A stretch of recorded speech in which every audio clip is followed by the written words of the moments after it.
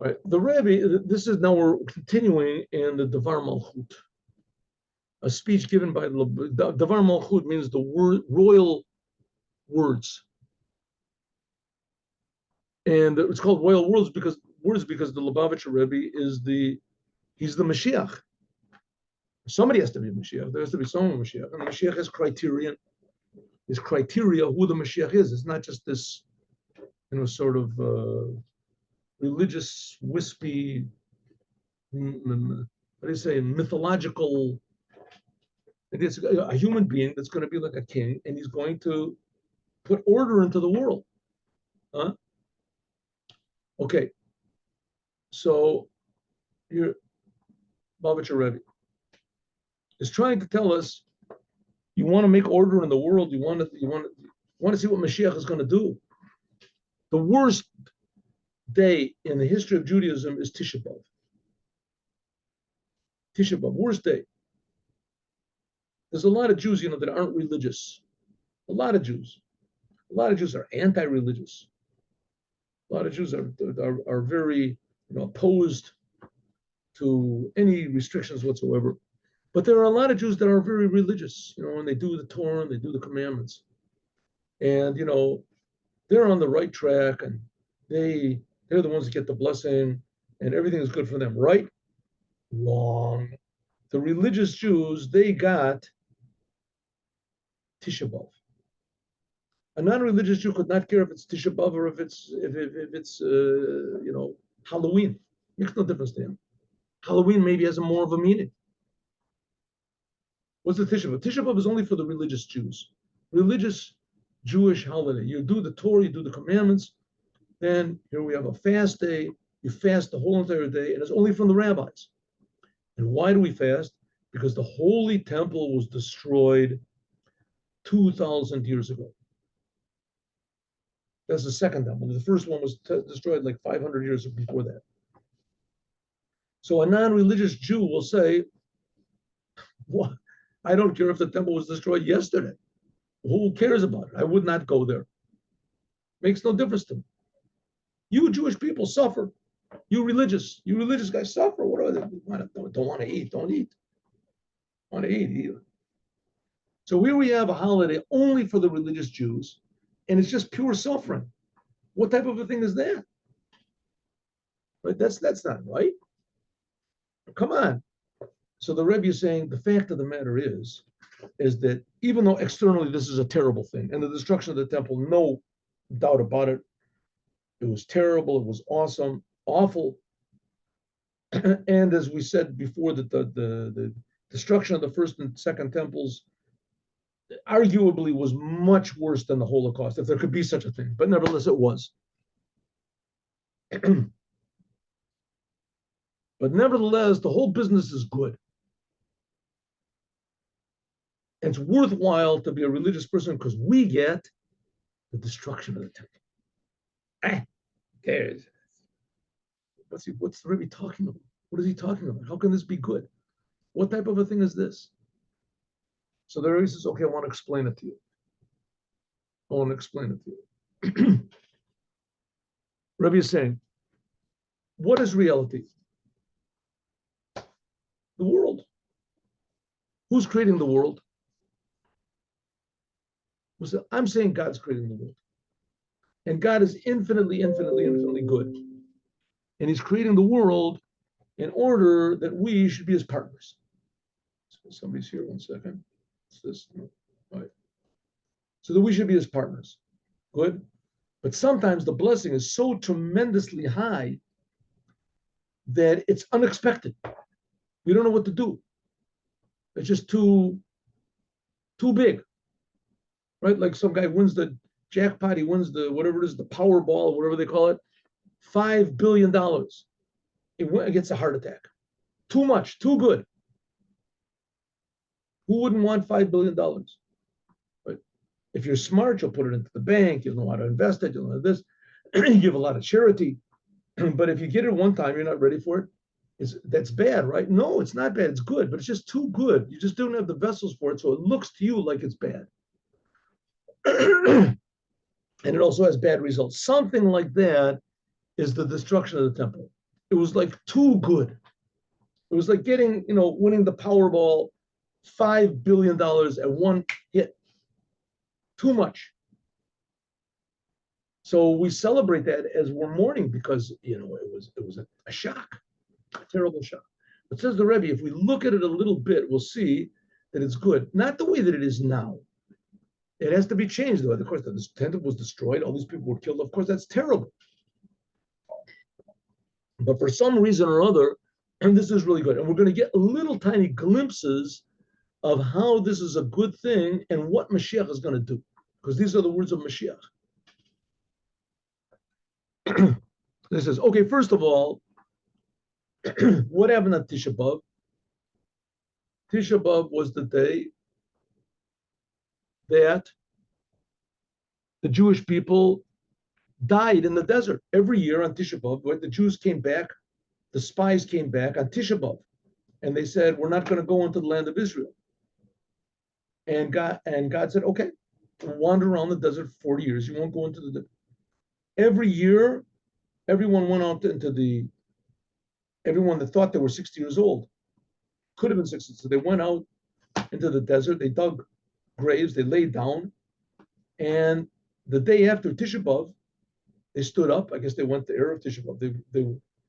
And whoever died on Tisha B'Av. That was the day everybody died. When did it stop? Was on the 15th day of Av. 15th day of Av, that, so to speak, death stopped. That's something like what happened on Yom Kippur. It says on Yom Kippur that God gave the second tablets. And that's Yom Kippur is a fast day. Tisha B'Av is also a fast day, but it was preparing for the 15th day of Av when death stopped. Okay, so according to what we said before, that the Tisha B'Av, the connection of Tisha B'Av and Yom Kippur, we said also that on Tisha B'Av, it says in the Midrash, that on Tisha B'Av was the day that the Mashiach was born. It says the same thing that we can say that it says about Yom Kippur. Yom Kippur, that's also pretty much the same thing. That's where they got the second tablets. The whole thing of Mashiach is the Torah. That's what's relevant to Yom Kippur. Shekala ochel b'shosa, anyone who eats and drinks on the 9th day of Tishrei, it's as though he fasted 2 days in a row. What's this got to do with us? We'll see. Similarly, is also this year when Tisha B'Av falls on Shabbat. That was what it was that year. This is what 32 years ago when the Rebbe spoke. But it's possible such a thing that Tisha B'Av falls on Shabbat. What happens when Tisha B'Av falls on Shabbat? Then it's something like what happens on Yom Kippur. You eat and drink the day before the fast, and that's treated as though it's a fast. When Tisha B'Av falls on Shabbat, so it's Tisha B'Av is pushed off to the next day, and on Shabbat you're supposed to eat and be happy. So if so, you're eating and drinking the day before the fast. It's treated as though it is the fast, just like on Yom Kippur. It says that in the Torah, it says clearly you're supposed to fast on the 9th day. Batisha b'chodesh be'erev. It says on the 9th day you're supposed to fast. But you don't fast on the 9th day, you only fast on the 10th day. So it says you're supposed to eat on the 9th, and that's as though you're fasting 2 days. Sha'az then, the same thing is when Tisha B'Av falls on Shabbat, so you're eating the day before the fast, and it's treated as though you're fasting. And that's the whole thing of fulfilling the 9th day is a preparation. That's the 9th day of Tishrei is a preparation for Yom Kippur. That corresponds to the 9th day of Av. If that falls on Shabbat, so you're eating and drinking on the 9th day of the month for the day after. Shebagalam mitzvahs onik Shabbos, because of the commandment of getting pleasure on Shabbos, and even more.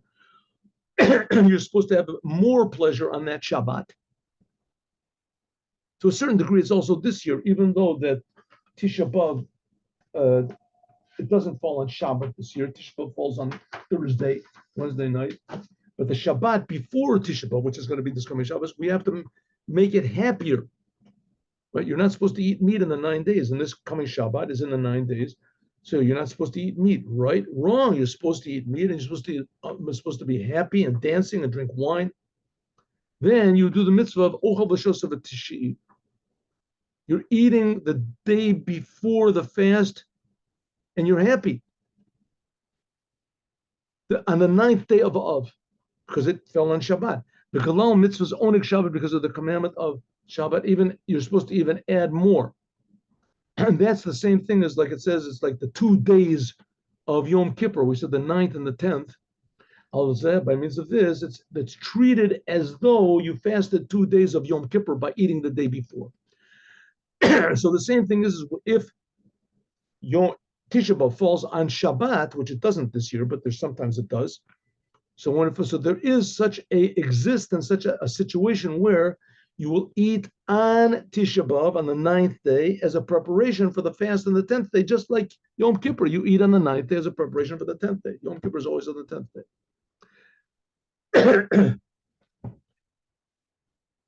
So if so, by means of this eating, it's as though you are fasting.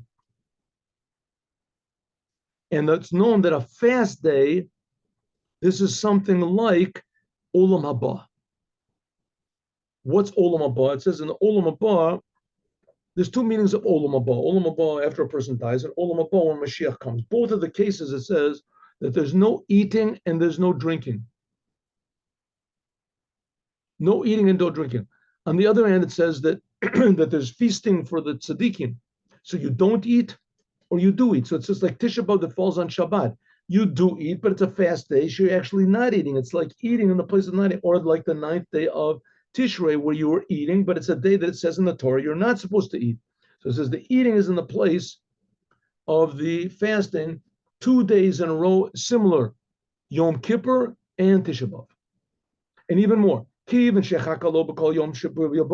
we're waiting constantly, that the Mashiach is supposed to come any moment now, Kolel, including also that he should come on this day, B'Yom Zeh Mamish, Shabbos, Tisha B'Av. The Rebbe was giving this speech on Tisha B'Av, but it was on Shabbat, so you could eat. As then the fast will be totally pushed away. It says the 9th day of Av will transform to be a day of rejoicing, of feasting. So it's understood, that what it says, that if you eat on the 9th day, like you eat the 9th day of Tishrei, the Torah treats it as though. What does it mean? That by means of the eating and the drinking that you do on the 9th day, in this case is going to be the 9th day of Av, when Mashiach comes, we'll be able to eat our service, namely on the 9th day of Av, especially that 9th day of Av when the Rebbe was speaking, that it fell on Shabbat and they were eating. That's like in the future when the Mashiach will transform the whole entire Tisha B'Av to a day of feasting. Lo mitpater atainet tishi vasiri. Then there won't be any fasting whatsoever. Then we'll eat and drink when Tisha B'Av falls on Shabbat. So then Shabbat we'll eat and drink like we do now if it falls on Shabbat. But instead of the 10th day of being a fast day, because it was pushed off, we'll eat on both days. A very high thing. Okay, let's just, so we don't get too carried away. What's so great about eating and drinking? I mean, it's such a big deal to eat and drink. If you don't eat and drink, then you feel it. Huh? If Tisha B'Av comes, we'll be able to eat. That's good. We won't have to fast. People feel miserable. You fast. It's a miserable feeling to fast. You can get used to it, right? But there's certainly a few moments. Even the person who's professional faster or something like that, the hunger artist. Even as a professor, it was a short story by Kafka. I said, even if a person is a professional faster, but still there's times when he feels bad. So when you don't fast, that's good. Good. That's what's the big deal about eating though? Eating is special. Eating, you don't fast. Says the Rebbe, no, you have to understand. Eating, especially if you eat for the sake of your creator, This is a very amazing thing. You're using the world in a very personal, intimate, how do you want it, vital way to serve God. You're taking a piece of food, which is just, vegetable or mineral or animal, whatever it is, and you're putting it inside of a Jew. And this Jew now can learn Torah and he can do commandments. So you're transforming this piece of meat into energy that makes a commandment. That's ideally what eating is, taking the world and elevating it.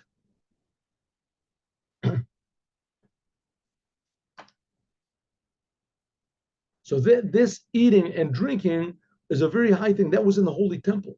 By the way, the Kohanim, one of the big services of the Kohanim, the priest, was eating. They would eat the sacrifices. There was 3 types of eating. The sacrifices were brought on the altar. The altar ate certain parts of certain sacrifices. And the altar ate them up, burned them up. Some of them, the owners would eat. It was what's called the Shlomim offering. The owners would eat, and the Kohanim would eat. But eating was a very, very important thing. Ubefrat, and especially Shabapashtus, Yiyazeh Kashur im Chanukot Beit HaMikdash Ashlishi, with the inauguration of the 3rd temple. The 3rd temple was mainly eating. Right? The altar would eat, the Kohanim would eat, the people would eat. The whole idea was to elevate the world. Sheyored lamata takef miyad mamash, that this 3rd temple should come immediately, right now. What happens when there's the 3rd temple? Work, service. Then we'll really be able to be what we're created for, to work, to improve the world. That the world shouldn't remain the way it is. That's why Adam was put into the world, that the world, as it was in heaven, it was put in Gan Eden. The world should not remain the way it is. It depends on our service, and part of that service is eating. Al derech, like it says, and even more so, kamo maila, a zuchus of eating and drinking on Yom Kippur, the 10th day of Tishrei. When did they eat on Yom Kippur? Yes, they did.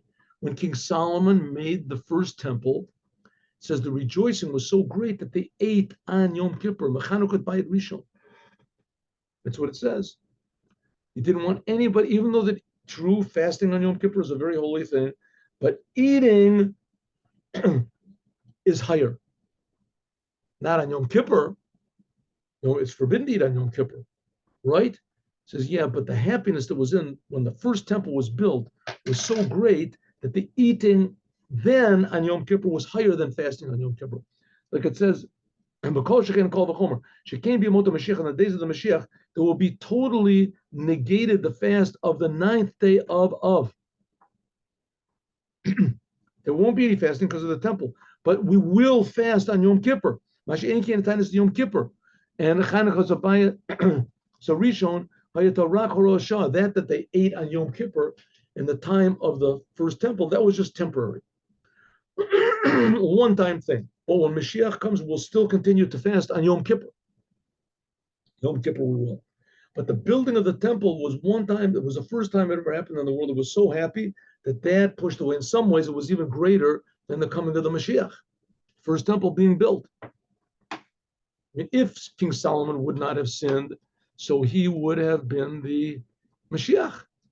And the world, he was the son of King David, Sheikh Ben David. But it didn't work out that way. Although Hosif, to add on, that the way this year is set up, we're talking about 1991, not now. Don't take this now. Don't eat on Tisha B'Av this year. Don't do it. And if you do, God forbid, do it, don't say that Rabbi Bolton told me to do it. Because this year, Tisha B'Av falls on Thursday. It does not fall on Shabbat. But when it does fall on Shabbat, when they eat and they drink on it, Tisha B'Av, Hari Asiri B'Av, the 10th day of Av, so it comes out on the 1st day of the week. Shehu B'Dugmas, this is like the 1st day of creation, Maisa Bereshis, when God was alone in the world. If Mashiach comes immediately now, which he's supposed to do, Hari Lamacharat, the next day, right? And the Rebbe is speaking about Tisha B'Av. So this was a Shabbat Tisha B'Av when the Rebbe was speaking. If Mashiach comes now on Shabbat, then Yom Echad, which was going to be Sunday, Yom Echad, and it will be the 10th day of Av when you're supposed to fast on those years when Tisha B'Av falls on Shabbat. Then Ta'ir B'Tachlit Agili Achdut Hashem. Then there'll be revealed the oneness of God, like the revealed of Achas B'Shana, like it is on Yom Kippur, the 10th day of Tishrei. That's what's called Achat Yechida Kashura Im Yachid Shalomai. This aspect of the soul, which is called Yechida, which is attached to the Yachid, the essence of what God is. Then Hashem Lamelech, then God will be king over the whole world. God will be one, and his name, namely the creation, will be one. We'll see and feel godliness in everything. So then there won't be any mourning, M-O-U-R.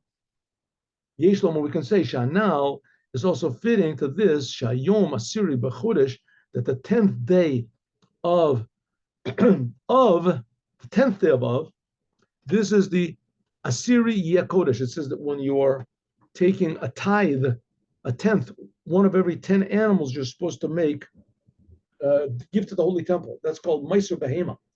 And how did they decide which one was 10? Which one was the 10th? They didn't just take, let's say, all of their sheep together and take 10, separate 10 off. No, they put the sheep in a big stall and they let the sheep go out one at a time. And they would count 1, 2, 3, 4, 5, 6, 7, and then number 10, they would put a mark on it, a paint on it, or something like that. And that 10th, it says, Asiri Yekodesh, the 10th would be holy. Kodesh Mali B'Gorma, it says that Kodesh, holiness is a thing in itself. So the whole world, Mashiach will come, the whole world will be holy. What does it mean to be holy? We'll feel the Creator and everything. Excuse me. That's the 10th day of that's the 10th day of Tishrei. Both of them will be holy. The 10th day of Tishrei was when the high priest went into the Holy of Holies. The 10th day of Av was, on the years when Tisha B'Av falls on Shabbat, that's the fast day. It says both of them will transform to be holy. Both of them will be days of the Holy Temple. On Yom Kippur, that was Beit HaMikdash day. That was the Holy Temple day. All the Jewish people went to the Holy Temple and they watched the high priest, the holiest person in Israel on the holiest day of the year, went into the Holy of Holies. You can only go there one day of the year. That's the number 10 will be holy. And the Rebbe says the same thing will be in Tisha B'Av. Tisha B'Av will transform to be a holy and a happy day. And even when it falls on Shabbat, then the 10th day of is a fast day. When Mashiach comes, it won't be a fast day anymore. It'll be the 10th day of Av will be as holy as the 10th day of Tishrei, as Yom Kippur.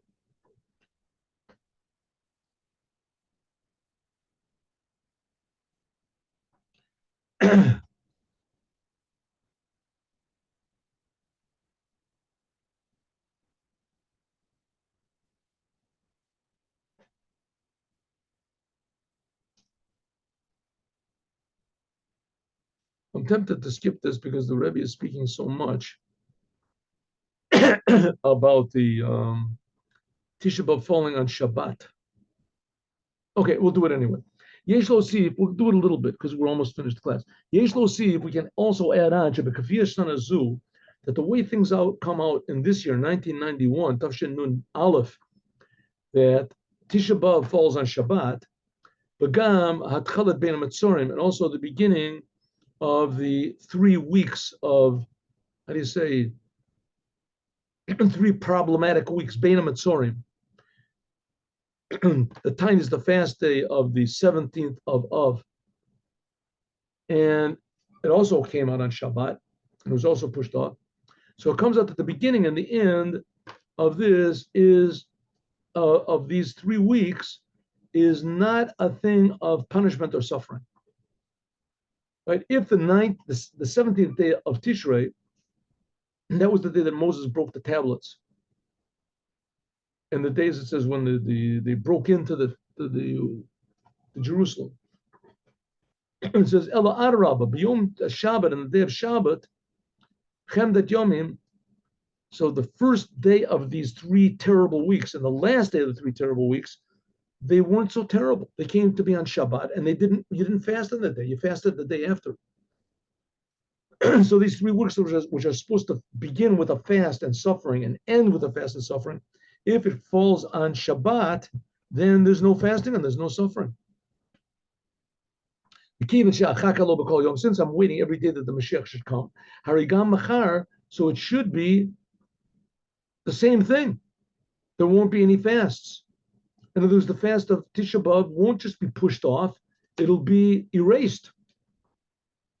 And even if Mashiach, God forbid, delays, but nevertheless, Hatainid Mechutz Lahatolz of the Peronios, Shekavar Nistaimu B'Shabbos, nevertheless, the 3 weeks, it finished on Shabbat, and those years when it falls on Shabbat. So if so, we're getting a little bit of a taste of how things are supposed to be right now. Yeshlomo, we can say, Shezim Galeh, this reveals Gam, a tochen, the inner idea of the Tulsa Peronis, of these 3 weeks of retribution, or the 3 terrible weeks from Yud Zayin of Tammuz until Tisha B'Av. These correspond to Chachma Bin and Dat. Elisha B'Zman Agalit, in the time of exile, the Chachma Bin and Dat, that intellect that Jews have, goes away. Remember, we just finished saying about how important understanding is. That's what's going to be revealed in the future redemption. Kasher, yeah, Hakibush, the Kala Sararzo, then says Mashiach will take over, or the nations will, and he'll take over, not necessarily by war. He'll take over all the 10 lands that God promised Abraham. God promised Abraham 10 nations, and he only gave him 7. When Joshua came and conquered, he only got 7. In addition to the 7 lands, connected, this corresponds to the 7 emotions, aspects of our soul, and the 7 emotional aspects of God. There'll also be the 3 lands of the Keni and the Kenezi and the Kadmoni. That also corresponds to the 3 lands which on the other side of the Jordan River. It says Moab and Edom and Ammon. That's the Keni and the Kenezi Kadmoni. That corresponds also to Chachma Bin and Dat. That corresponds Adarabah. Even since the revelation of these 3 aspects, Chachma Bin and Dat, is made after the concealment. So this will even be more powerful, like the Yitrona or Min HaChusha. What does it mean, Chachma Bin and Dat? Chachma means that you have a certain conception, a certain, how do you say, a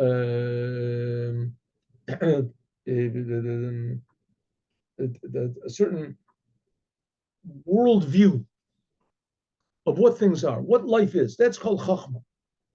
Chachma is above understanding. That's the way things are. Chachma.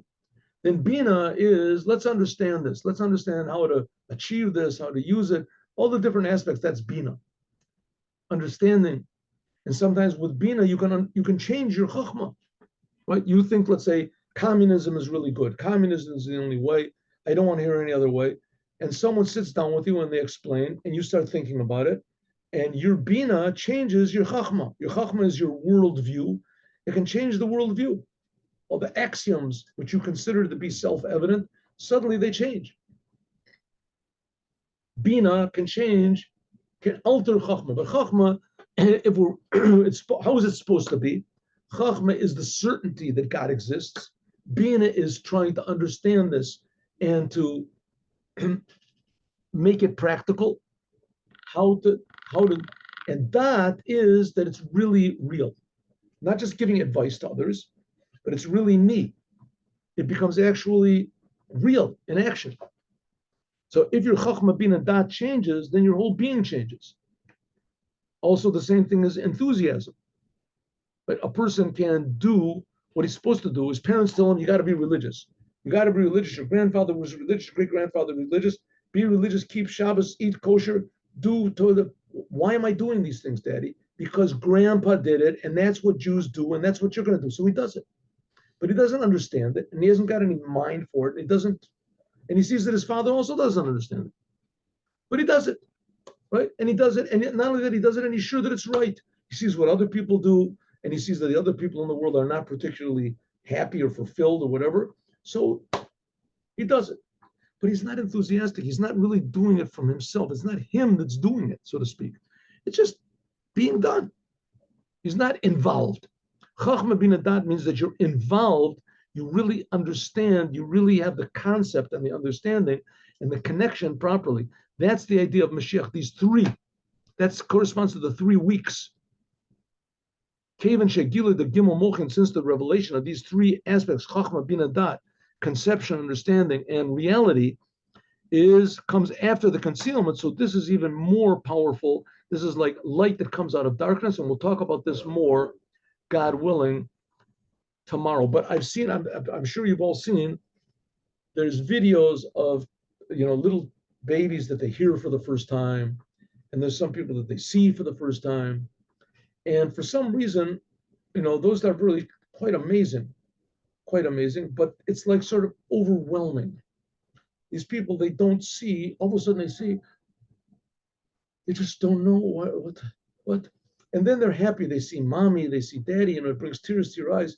You see that how do they know how to smile? How do they know how do they know what happened? It's just part of the soul comes out and it makes them happy. Okay.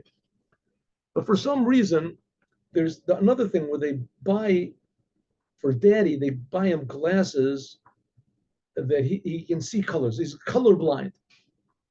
Daddy is colorblind. Grandpa is colorblind. And they buy him a pair of glasses that he can see colors. So, he puts on these glasses. All of a sudden, you see, I don't believe it. I don't believe it. Oh, he's so happy. He's crying. What does it mean? There were colors there. The colors were there. Or the people that were deaf, there were always sounds. There were always, he just didn't feel it. He didn't notice. He didn't notice. It just opened them up. The same thing is being aware of God, the goodness of God, the love of God, the closeness of God, the help that God is giving us. He's the power, the life. He's creating us. It's always there, but we didn't see it. So that's the idea of these 3 weeks are supposed to open up our minds, but even more, it's light that comes after darkness. This is even a higher type of light, a greater type of joy, as we will talk about more, God willing, tomorrow. And now, Yom Yom.